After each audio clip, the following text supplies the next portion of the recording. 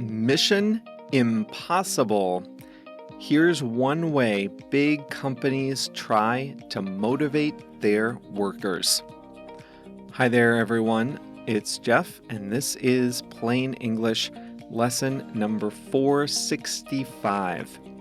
JR is the producer, and he has uploaded the full lesson to plainenglish.com/465. Remember, the full lesson includes the full transcript, translations of key words into 9 languages, a step-by-step video, a whole page of exercises, and much more. So thanks, JR, for taking care of all of that. Well, coming up on today's lesson, company mission statements. At their best, they can inspire employees and present a good face to the world. At their worst, they can be unbelievable, confusing, or boring. We'll take a look at some examples of the good and the bad today. In the second half of the lesson, I'll show you how to use the English phrasal verb come away. And JR has an excellent song of the week, my favorite song in a long time that he's chosen. I've been playing it a lot lately, so you won't want to miss it. Let's get going.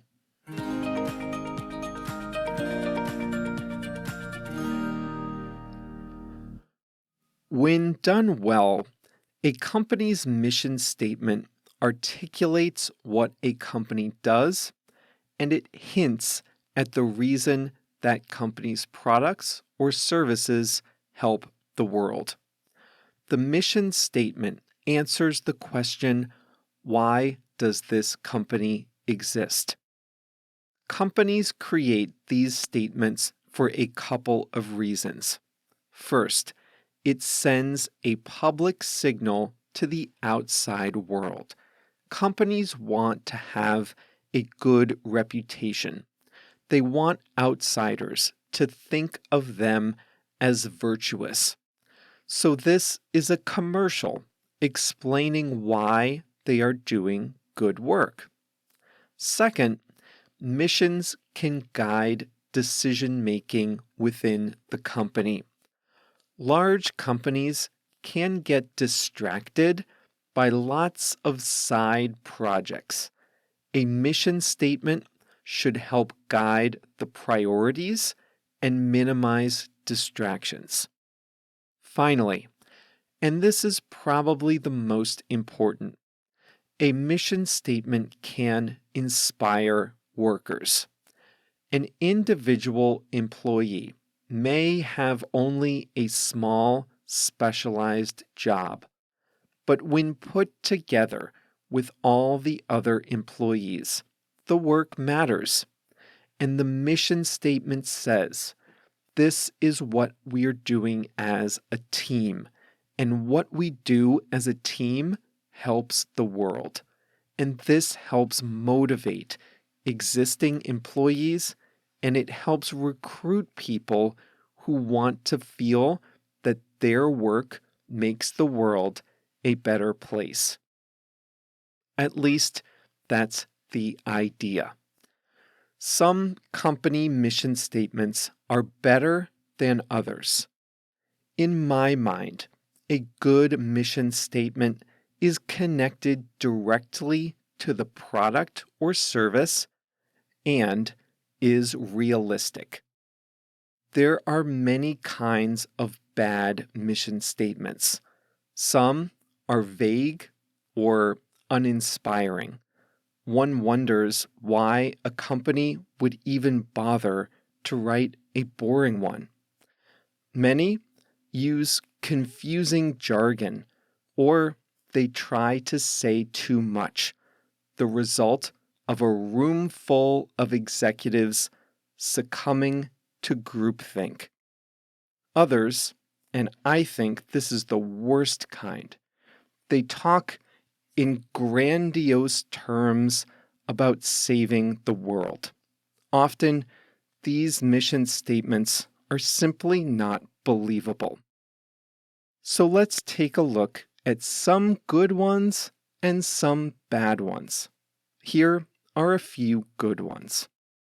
Google's mission is to organize the world's information and make it universally accessible and useful. I like this one because it's clear, it's believable, and it's connected to the product. Now, sure, not everyone in the world can access Google, and not all information is useful. But whatever else you might think about the company, Google is doing a pretty good job of organizing the world's information. Have you heard a TED Talk before? TED's mission is 2 words: spread ideas. I love that one. Simple, clear, powerful, ambitious, but not unrealistic. Here's another good one. PayPal. To build the web's most convenient, secure, cost-effective payment solution. Walmart's mission statement is to save people money so they can live better. Now that might be light on inspiration, but that's a pretty good description of Walmart's business. Now, for some that don't earn the plain English seal of approval. JetBlue is a discount airline in the US. Its mission is to inspire humanity, both in the air and on the ground. Walmart, the world's biggest retailer, confined its mission to saving its customers money. But JetBlue, America's 7th biggest airline, aims to inspire humanity. This is an unbelievable statement. Humanity, all 7 billion people, are not going to be inspired by an airline. It's even questionable for customers. I've sat in a JetBlue economy seat before, and I didn't come away inspired. I have, however, saved money at Walmart. Starbucks aims to inspire and nurture the human spirit. PepsiCo's mission is to create more smiles with every sip and every bite. If you smile after every sip of a 12-ounce Pepsi, you'll start getting strange looks. People might wonder if they added a new ingredient. On the flip side, some mission statements are boring and full of jargon. They make you wonder why the company bothered to publish a mission statement at all.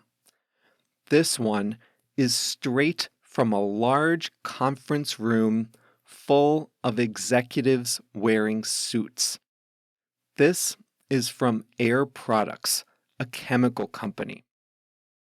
Our mission is to achieve growth and cost competitiveness by identifying, developing, and integrating external technologies through technology acquisition, I'm falling asleep, joint ventures, collaborative R&D projects, and licensing with prospective industry, government, and university partners.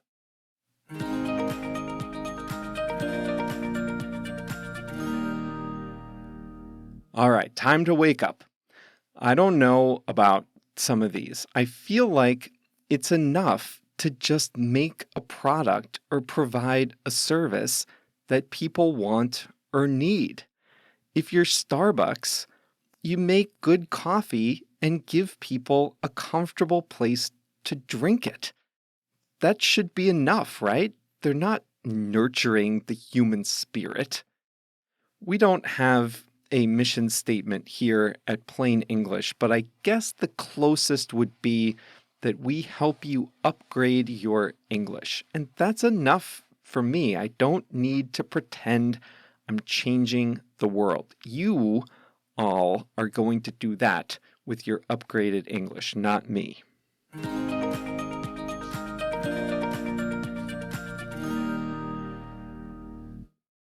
Today, we're going to talk about the English expression come away. You're typically used to saying go away and come here. So at first, come away sounds like a contradiction. And it would be a contradiction if we were talking about movement. Come away has nothing to do with movement. To come away is to have a feeling, an impression, or a result after an experience. There are a few ingredients to come away. You need an experience, and you need a feeling or result that this experience causes you. So in the next examples, I want you to listen for the experience and listen for the feeling.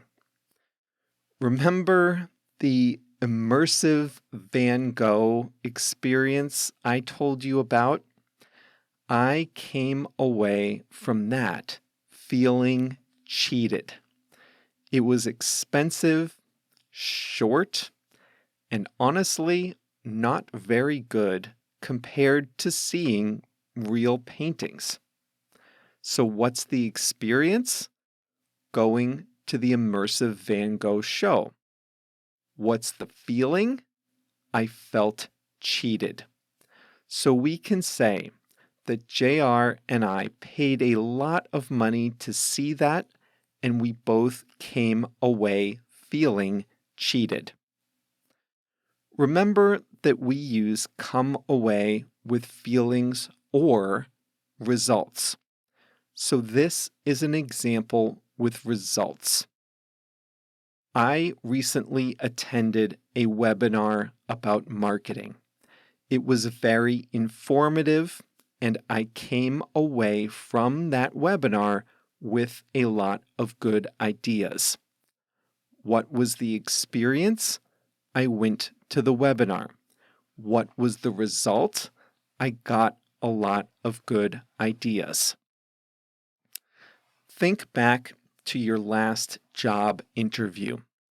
Did you come away from the interview feeling confident? Or did you come away from that interview with some doubts? I haven't had a job interview in over 13 years. Hopefully, and I say this as a business owner, hopefully I'll never have another one. But I have had interviews as part of my job where my colleagues and I are trying to win projects from potential clients. Sometimes I come away from the interviews with a good feeling. Other times, I come away feeling that we didn't do a good enough job in the interviews. Those are feelings. Then there are the really good interviews. We come away with an agreement to do some work. That's not a feeling, but a result, a good one. And we can use come away with either a feeling or a result. Think back to earlier in the lesson. did you hear come away with in the context of a feeling or a result? Let me refresh your memory. Remember JetBlue? I had a little fun with their mission statement. They are the 7th biggest airline in the world's 3rd biggest country. But that hasn't stopped them from adopting a rather ambitious corporate mission statement to inspire humanity, both in the air and on the ground. I told you that I've flown JetBlue, an experience, and I didn't come away feeling inspired. So if they didn't inspire me as a customer, I don't know how they're going to inspire all the rest of us on the ground that aren't customers. I didn't come away feeling inspired. Same pattern, just negative instead of positive.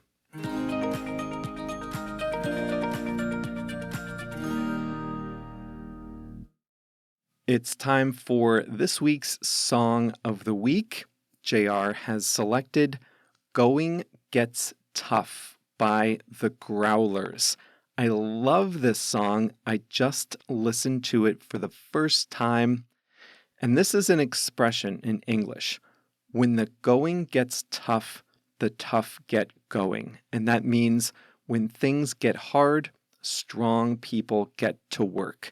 And so this song, Going Gets Tough, is about difficulties in a relationship. Here's the line I like. When the going gets tough, the labor of our love will reward us soon enough. I really like that one, and I also like the sound of this song. So good job, JR. Great song this week. Going Gets Tough by the Growlers.